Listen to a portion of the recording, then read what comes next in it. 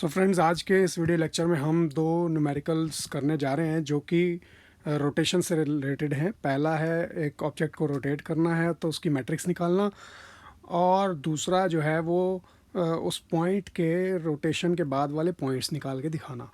So first है find the matrix, और representation जो है वो रोटेशन की होनी चाहिए। ऑब्जेक्ट को 30 डिग्री से घुमाया है अबाउट द ओरिजिन, ओरिजिन मतलब 0 0 से घुमाया है। इसका मतलब है सिंपल मैट्रिक्स लग जाएगी यहाँ पर जो हमने रोटेशन मैट्रिक्स समझी थी। सो मैं यहाँ पर देखें कि भी बहुत ही आसान न्यूमेरिकल है पहला पार्ट जो है, और दूसरे वाले पार्ट को भी हम जो है सॉल्व करके देखने की कोशिश करेंगे। लेट अस सी नाउ कि जो पहले पार्ट में हम आंसर ऐसे लिखने वाले हैं कि here the point of rotation is origin, that is 0 0, and we have to rotate it by 30 degree. तो 30 डिग्री का मतलब हुआ पॉजिटिव एंगल 30 डिग्री से घुमाना है हमने, और 30 डिग्री पॉजिटिव लेंगे तो इसका मतलब है सारे के सारे थीटा वैल्यूज़ जो हैं वो एज इट इज़ ही आ जाएंगे जो हमने रोटेशन मैट्रिक्स आर थीटा में समझे थे। फाइन। तो here the rotation angle is 30 degree and the point of rotation is origin. तो थीटा 30 डिग्री मैंने लिख लिया है। That's the rotation matrix R theta will be now 30 degree. So R 30 degree will be given by cos of theta, that is theta 30 है तो cos of 30 degree. दूसरी element बन गई माइनस साइन 30 डिग्री, क्योंकि थीटा 30 डिग्री है और third element 0 होता है। अब सेकेंड रो की बात करें तो साइन ऑफ 30 डिग्री आएगा और फिर कॉस ऑफ 30 आएगा और 0 आ जाएगा। और सेकेंड रो लिखने के बाद हम अगर थर्ड रो की बात करें तो हाँ, सभी होमोजीनियस जो ट्रांसफॉर्मेशन मैट्रिसेस की मैट्रिक्स है उसमें 0 0 1 ही रहता है लास्ट रो। तो अब देखिए ज़रा, जब हम कॉस थीटा और साइन थीटा जो भी हमें वैल्यूज़ दी हैं अगर वो निकालनी होती हैं तो मैं आपके साथ एक जनरल रूल जो है वो डिस्कस कर लेता हूँ कि मैं स्टैंडर्ड एंगल्स जो हैं 0 30 45 60 और 90 अगर लिख दूँ तो साइन थीटा, कॉस थीटा और टैन थीटा तीनों की वैल्यूज़ निकालने का एक बहुत ही सिंपल फार्मूला है। साइन थीटा के लिए आप देखें 0 डिग्री के नीचे आप 0 लिखें, फिर 30 डिग्री के नीचे 1, 45 डिग्री के नीचे 2, फिर 3, फिर 4, 60 और 90 के नीचे लिख दें और डिवाइड बाय 4 कर देंगे सभी को। और अब ये जो वैल्यू आई है इन सब का हम अंडर रूट ले लें अगर, तो ये वैल्यू जो है वो निकल जाएगी आपके cos sine of something theta degree.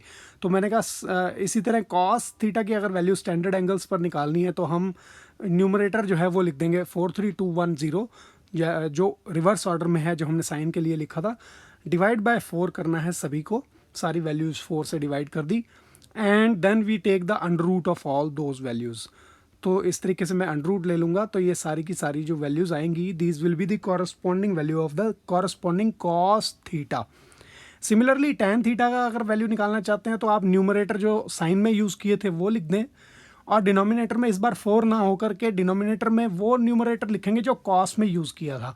तो 43210 जो है ये जो कॉस में न्यूमरेटर यूज़ हुआ था वो वाला लिख दिया, and again you divide all the terms, you take the under root of all the terms and you will get the value of tan theta. तो ये एक स्टैंडर्ड है जिसको कि आप याद रख सकते हैं। इसको मैं रेक्टेंगुलर बॉक्स में डालकर रख रहा हूँ ताकि you can learn remember this thing for ever. इसको हमेशा याद रखें ताकि आप इसको जल्दी से सॉल्व कर पाएँ।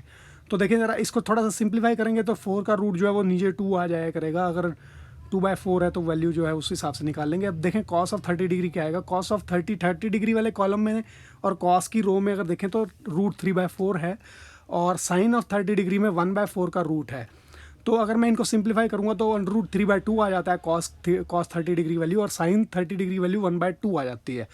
तो मैं इसी तरह से देखें रेड पेन से लिख रहा हूँ अपने मैट्रिक्स को, रूट 3/2 फिर -1/2 क्योंकि माइनस ऑफ साइन थीटा था, और 0, और साइन थीटा की वैल्यू मैंने लिखी 1/2, और उसके बाद हमने लिखा इस पर कॉस 30 डिग्री की वैल्यू रूट 3/2 और 0, और लास्ट है 0 0 1।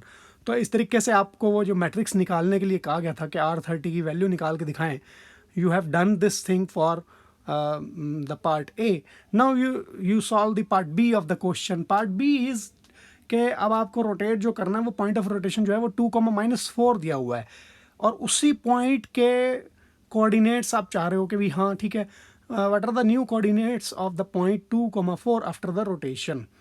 तो अगर हम ये वाला ही अप्लाई करें रोटेशन, यही वाला रोटेशन 30 डिग्री रोटेट करें पॉइंट 2, 4 को, तो पी डैश क्या आएगा। तो न्यू पॉइंट जो point of rotation point rotated होने के बाद आया that will be given by R 30 degree into P point matrix. तो हम अपनी आर 30 डिग्री जो है वो वैल्यू एज इट इज़ ऊपर वाली मैट्रिक्स से लिख लेते हैं, √3/2 -1/2 0, 1/2 √3/2 0 और 0 0 1। तो ये मेरी आर 30 डिग्री आ गई। इसके आगे मैं पॉइंट मैट्रिक्स लिखूंगा, पर पॉइंट मैट्रिक्स जो 2 4 था, 2, -4, this has to be represented in the homogeneous system, so it will be 2 -4 1। अब देखिए, you have to multiply the two matrices together to get the answer. और इस केस में क्या है, √3/2 जो है वो 2 से मल्टीप्लाई होगा, √3/2 जो है 2 से मल्टीप्लाई होगा, -1/2 जो है वो -4 से मल्टीप्लाई होगा, ठीक है, -4 से मल्टीप्लाई होगा, और 0 जो है वो 1 से मल्टीप्लाई होगा। तो पहली रो जब कॉलम से गुणा होती है तो ये वैल्यूज आएंगी। Now the second row, 1/2 will be multiplied by 2, √3/2 will be multiplied by -4, तो माइनस आ गया, मैंने पहले ही माइनस ले लिया, -√3/2 इंटू 4 कर देता हूँ, और 0 मल्टीप्लाई बाय 1 करेंगे तो यहाँ पर थर्ड टर्म अपने आप ही 0 मल्टीप्लाई 1 लिख रहा हूँ अभी फ़िलहाल, जो कि बाद में 0 बन जाने वाली है।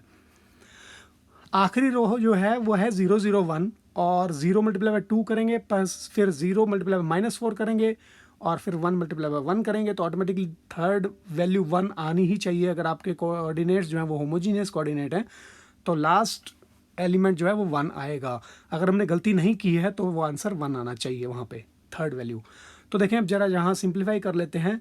यहाँ पर √3/2 में से 2 जो है वो कैंसिल हो रहा है ऊपर वाले वैल्यूज के साथ, और इसी तरह -4 जो है वो 2 से माइनस जो 4 है जो वो 2 से कैंसिल आउट हो रहा है। कुछ कैंसिल आउट होने के बाद देखें अब क्या वैल्यूज़ आ रही हैं।